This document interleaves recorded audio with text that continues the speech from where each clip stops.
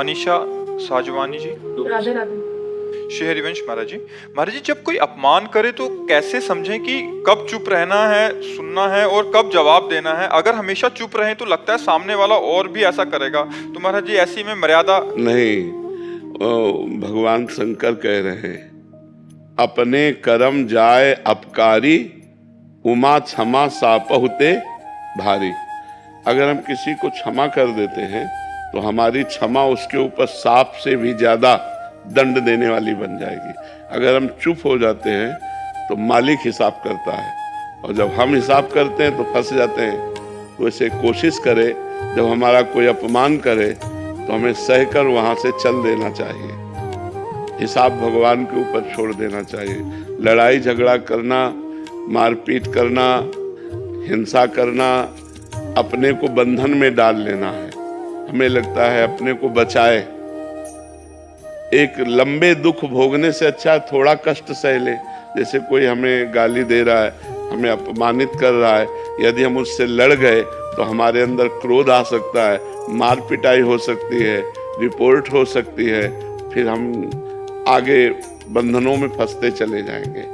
और अगर हम वो गाली दिया और हम चुप हुए, सुन के चल दिए, तो उसको गाली देने वाले को ऐसा दंड मिलेगा समय पर कि दोबारा किसी को गाली नहीं देगा। मालिक बहुत, हम यही कई बार चर्चा की है, देखो हमारे यहाँ भी मुकदमा कई कई वर्ष चलता रहता है, तब हिसाब हो पाता है।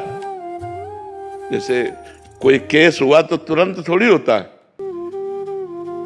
बहुत कहो 4 वर्ष लग जाए उस केस के सुलझने में, कहो 10 वर्ष लग जाए। तो ये तो एक देश की बात है और अनंत ब्रह्मांडों का हिसाब है। तो हमारे प्रभु के यहाँ कहते हैं कि देर है पर अंधेर नहीं, कहते ना, थोड़ा देर तो लगेगी कि आपको वो गाली दिया तुरंत उसको चोट नहीं लगेगी, पर समय आने पर ऐसी चोट लगेगी कि जिंदगी में गाली देना भूल जाएगा। अपने को सहना चाहिए। ज्यादा विरोध और लड़ाई झगड़ा और हिंसा आदि करने से हम खुद बंधन में पड़ सकते हैं।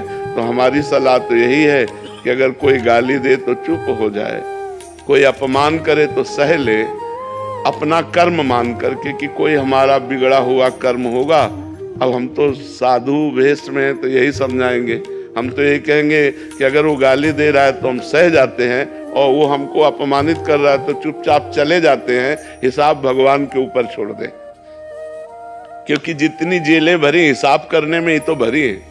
कहीं हम गलत कर बैठे, कहीं हम हिंसा कर बैठे तो कानून का अपराध हमारा बन जाएगा, कानून के विरुद्ध हमारे आचरण बन जाएंगे, तो हम भी अपराधी माने जाएंगे। तो इसलिए हम मारे पीटे नहीं, हिंसा ना करें, क्रोध ना करें, सह जाएं, भगवान से प्रार्थना करें कि हे भगवान उसकी भी बुद्धि शुद्ध कर दो। उचित तो ये है कि हम उसके लिए भी अच्छा सोचें कि भगवान अगर आप इसकी बुद्धि शुद्ध कर दो तो गाली देना बंद कर दे, ये भी एक अच्छा आदमी बन जाए, तो आप इसकी बुद्धि शुद्ध कर दो। हम तो यही प्रार्थना करेंगे कि भगवान सबकी बुद्धि शुद्ध करें, लड़ाई झगड़ा ना हो, एक दूसरे का अपमान ना हो, एक दूसरे को दुख देने वाले वचन न बोले जाए।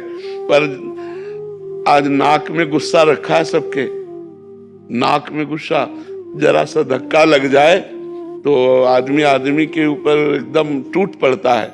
हो सकता है वो बैलेंस बिगड़ गया, उसको धक्का लग गया, तो अपने को बोलना है कोई बात नहीं, कोई बात नहीं, आप संभलिए और आगे बढ़िए।